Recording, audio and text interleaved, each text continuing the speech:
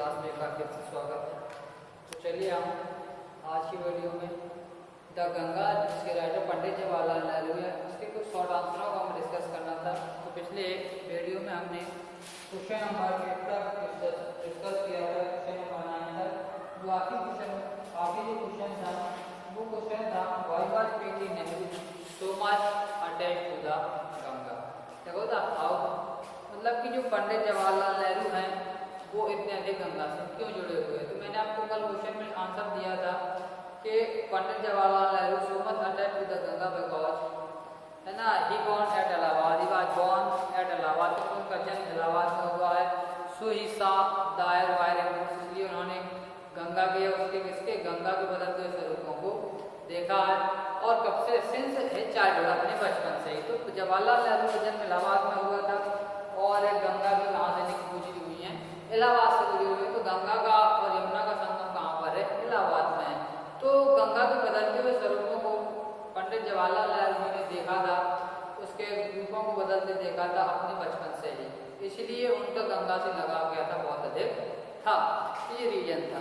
चलिए तो अब अगला क्वेश्चन करना हमें, मैंने आपको बताया था कि हम कुछ क्वेश्चन डिस्कस सॉल्व करेंगे, एक दो क्वेश्चन। इसके बाद आपको इसी वीडियो में मैचिंग भी मैं आपको दूंगा, तो मैचिंग भी आप क्लियर कर लेंगे, क्योंकि आपको पता है कि स्टूडेंट की यूपी बोर्ड पेपर में लगभग 4 नंबर की मैचिंग आती है, ठीक है ना। तो मैचिंग आप जितने ज़्यादा से ज़्यादा करेंगे आपके लिए उतना ही कंफर्टेबल होगा, आपके एक्सपीरियंस के लिए और आपके मार्किंग कोर्स के लिए भी, क्योंकि ये नंबर जो होते हैं वो मार्किंग के लिए बहुत अच्छे होते हैं, मार्किंग कोर्स के लिए ज़्यादा कंफर्टेबल रहते हैं। अगर यही नंबर आपको अगर क्लियरली थोड़ी सी मेहनत करके ज़्यादा नंबर आप पा सकते हैं, तो मैचिंग होते हैं, ट्रू फॉल्स हैं, मल्टीप्लाई क्वेश्चन है, जिनमें बहुत कम मेहनत लगती है, बहुत कम टाइम लगता है और नंबर बहुत ज़्यादा मिलते हैं, तो इससे ही आपकी परसेंटेज का स्कोरिंग होता है।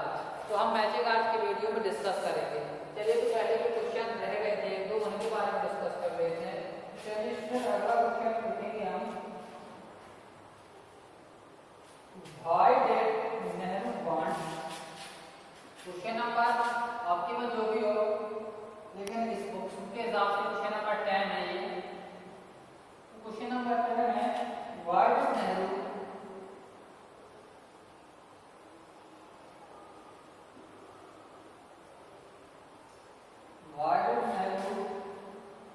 want the major portion, why did Nehru want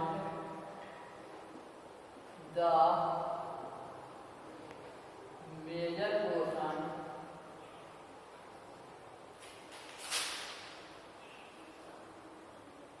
TI major portion of his assets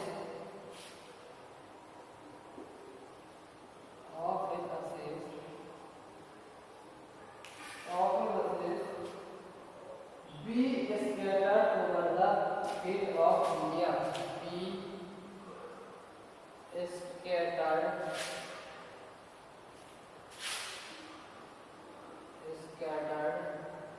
field of India।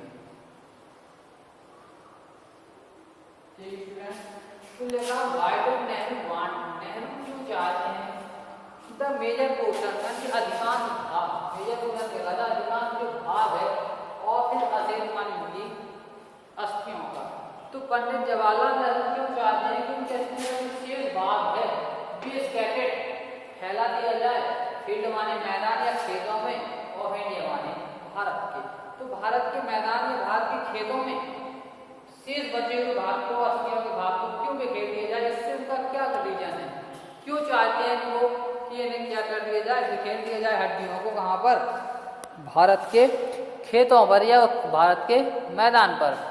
चलिए तो आपको पहले बता क्वेश्चन उनकी पहली अभिलाषा थी कि मैं अगर कहीं भी मर जाऊं लेकिन मेरी एक मुट्ठी अस्थियां कहाँ विसर्जित कर दिया है, गंगा में, ठीक है।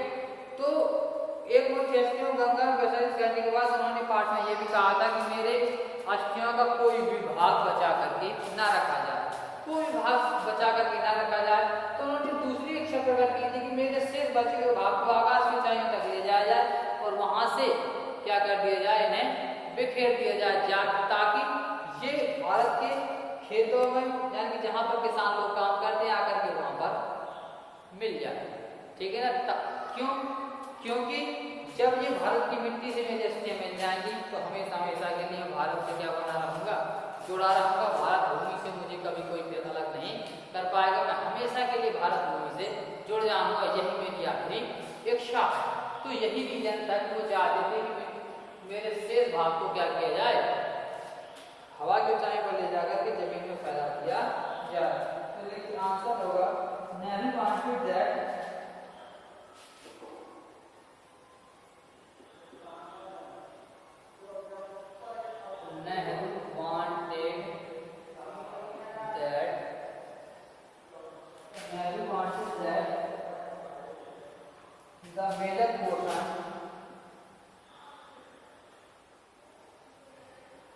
the major portion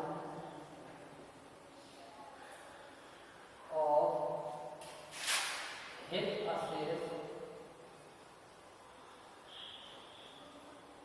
be scattered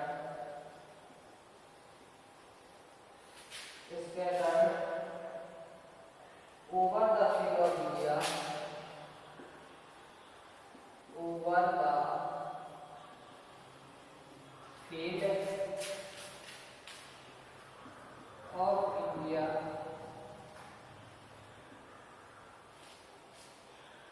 because he loved India, because he loved India, so that क्योंकि वह भारत से प्रेम करते थे, so that ताकि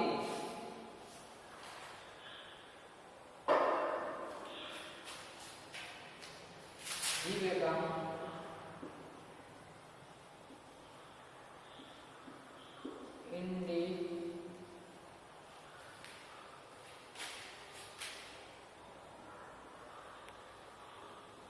individual part of India। ठीक है स्टूडेंट्स, तो Nehru wanted that the major portion, Nehru चाहते थे कि उनकी अधिकांश अस्थियों को भारत के मैदान में बिखेर दिया जाए, बिकॉज क्योंकि ही लव्ड इंडिया, वो भारत से प्रेम करते थे, सो दैट ताकि ही becomes individual part of India, ताकि वह भारत का एक अभिन्न हिस्सा हो जाए। अभिन्न मतलब जिसे कभी अलग न किया जा सके, ताकि वो भारत का एक अभिन्न हिस्सा बन जाए। इसलिए वो चाहते थे कि क्या किया जाए, मेरी अस्थियों को भारत के मैदानों में बिखेर दिया जाए। चलिए अगला question,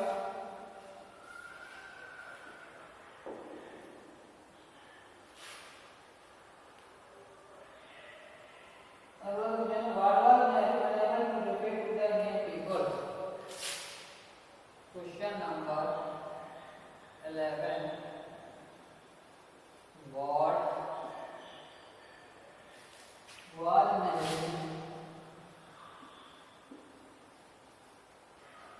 what was Nehru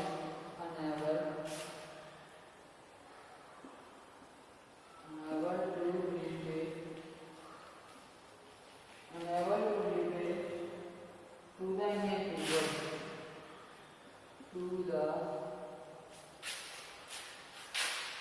Indian people,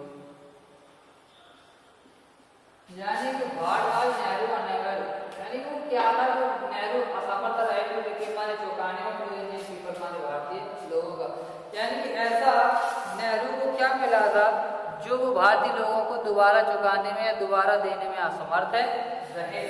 तो क्या था स्टूडेंट, आपको पता है लव एंड अफेक्शन, क्या था, love and affection.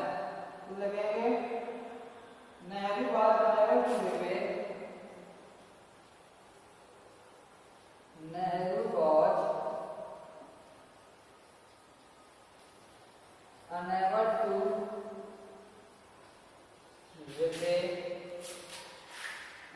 to repay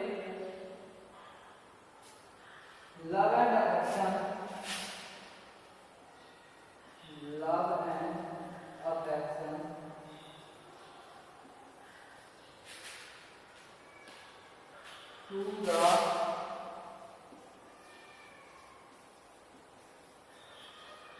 Indian people. ठीक है, तो फ्रेम और इसमें था जो भारतीय लोगों को चुकाने में क्या रहे थे, असमर्थ रहे थे। तो आपके शॉर्ट आंसर इतने ही आपको कंप्लीट करने, आपके शॉर्ट आंसर क्लियर हो गए। चलिए अब आगे आप इसी पार्ट से रिलेटेड मैथिंग को हम और कंप्लीट करेंगे। तो आप लोग अपनी किताब अगर आपके सामने है, वीडियो देख रहे हैं, तो अपनी किताब को ओपन कर लें। ठीक है, ताकि आपको मैथिंग करने में सुविधा हो जाएगी।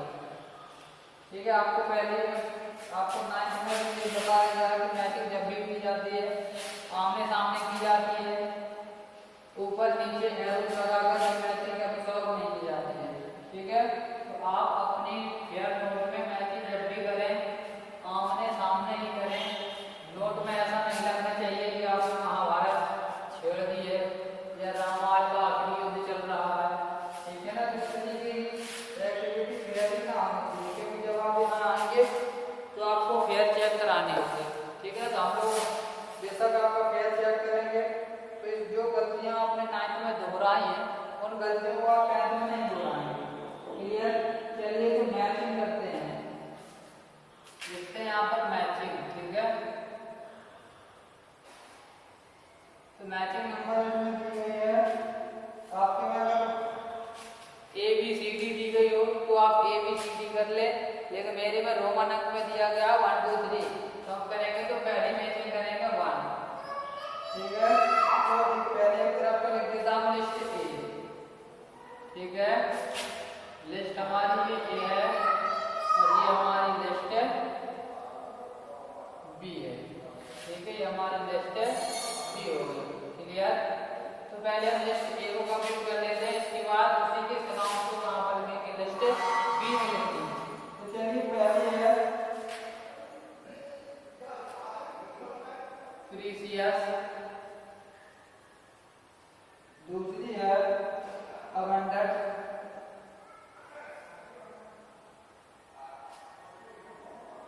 ABUN,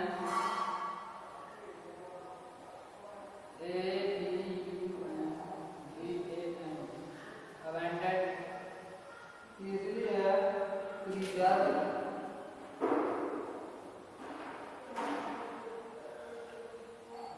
चौथी है अटैच, और अटैच के बाद है मिस्ट्री,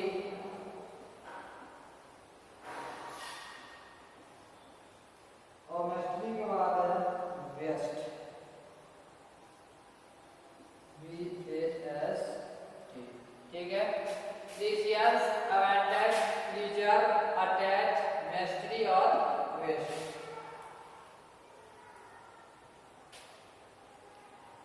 ये वाई बना हुआ अगर आप कंफ्यूज हो जाए तो MYSTRY मिस्ट्री।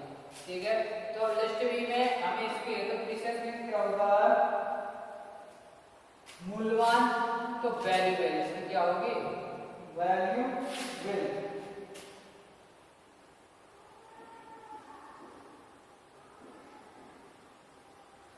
ठीक है, प्रीसियस माने होता मूल्यवान, तो वैल्यूएबल माने मूल्यवान।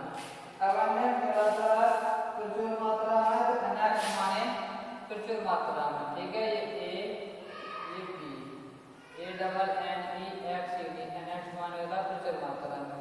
सी नंबर पर, सॉरी अनेक नहीं है गाइस, अपेक्स है, M पर, सॉरी कौन है, M पर, AMPL, सी नंबर पर है, ये क्या लगा, प्रिजर्व, में जोड़ कर भी रखना। ठीक है, तो कीप सेफ, कीप सेफ हो गया। डी नंबर पे दिया गया है, डी नंबर में अटैच, अटैच माने लगाव या जुड़ाव, तो कनेक्ट माने होगा लगाव या जुड़ाव। ई नंबर को लगेगा मिस्ट्री, मिस्ट्री माने होता है रहस्यमय, तो सीक्रेट माने एफ नंबर को दिया होगा वेस्ट वेस्ट मतलब विस्तृत या विशाल, तो ह्यूज माने विस्तृत या विशाल। ठीक है, ये आपकी मैजिक फर्स्ट हो गई। अब आप करेंगे मैजिक सेकंड। तो मैजिक सेकंड में लिखते हैं लिस्ट ए और लिस्ट बी। लिस्ट ए और लिस्ट बी। चलिए लिस्ट ए और लिस्ट बी सेकंड नंबर पर पहले मेरे पास एसकेआर पहले लिखी हुई है SKR S C S S C R E S A C R E SKR. इसमें बी दूसरी दी गई है, फिर से कोई है प्रीसियस। सी नंबर पर दी गई है फेम FAME। डी नंबर पर दी गई है एप्रिसिएट।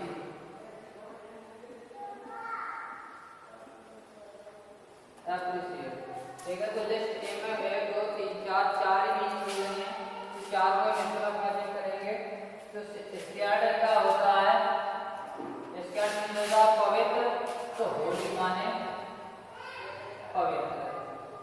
बी नंबर प्रीसियस माने मूल्यवान, तो रेपुटेबल यानी कि मूल्यवान। सॉरी वैल्यूएबल है, जो आपने पिछले में किया था B value A B value है। ठीक है, सी नंबर है फेम माने क्या था ढांचा, तो क्या था ढांचा, तो रेपुटेशन माने होता है ढांचा।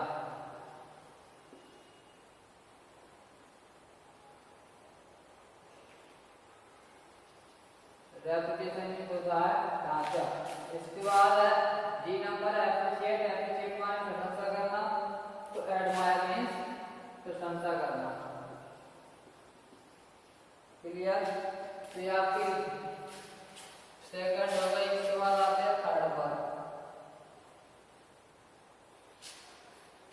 दो आपकी मैचिंग हो चुकी हैं, चलिए तीसरी भी कर लेते हैं थर्ड नंबर की।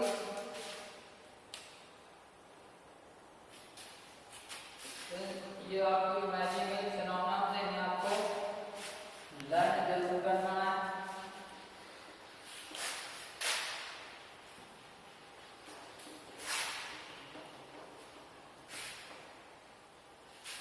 चलिए तो प्रॉब्लम नंबर 3।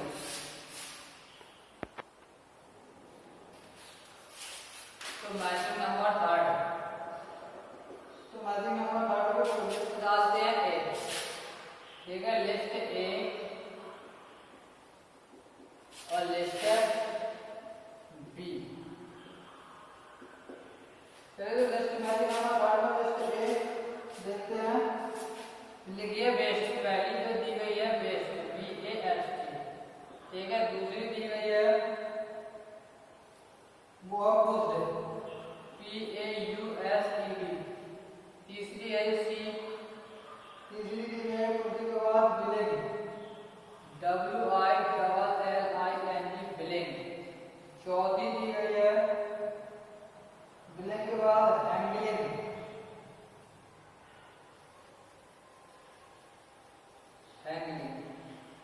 ठीक है स्टूडेंट, चार दी गई है। चलिए लिस्ट बी को सी के मैचिंग कर देते हैं, यहाँ पे बनाते हैं।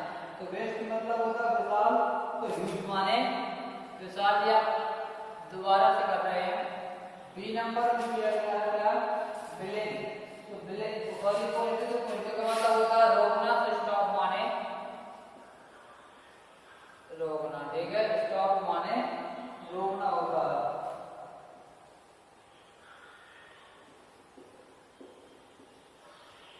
चलिए सी नंबर को दिया बिलिंग, बिलिंग माने शिक्षा, तो डिजायर माने इच्छा।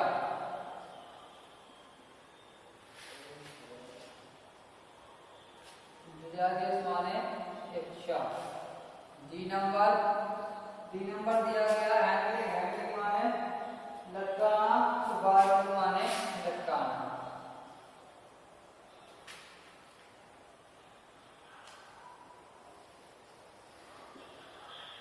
बार्गेनिंग के बाद लटकाना। तो आपकी तीसरी कंप्लीट हो गई। चलिए इसके बाद चौथी करते हैं। चौथी में लिस्ट ए, ठीक है, लिस्ट ए और लिस्ट बी। तो लिस्ट ए का पहले मीनिंग लिखेंगे। पहले मीनिंग है ग्रेविटी, GRAVITY। दूसरी दी गई है मिस्ट्री, MYSTRY। तीसरी दी गई है सी नंबर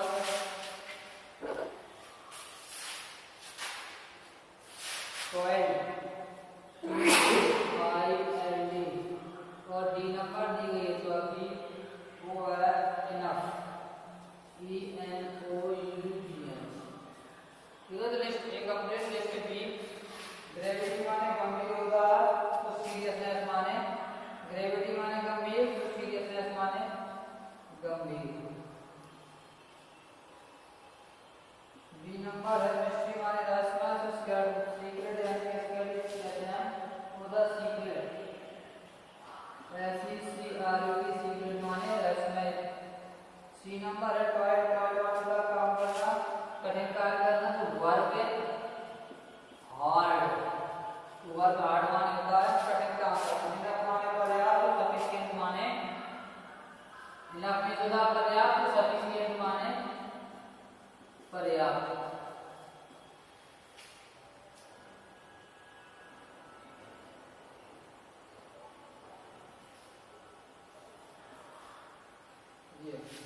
तो आपके स्टूडेंट्स ये चार मैच एक्टिविटी मैंने अब कंप्लीट करा दिया। अगर किसी स्टूडेंट्स की होगा 4 से और भी ज़्यादा तो वो ग्रुप में अपनी फोटो अपडेट कर दे, ग्रुप के माध्यम से बता दें कि सर हमारी में तो 5 है, किसी की में 6 भी हो सकती हैं।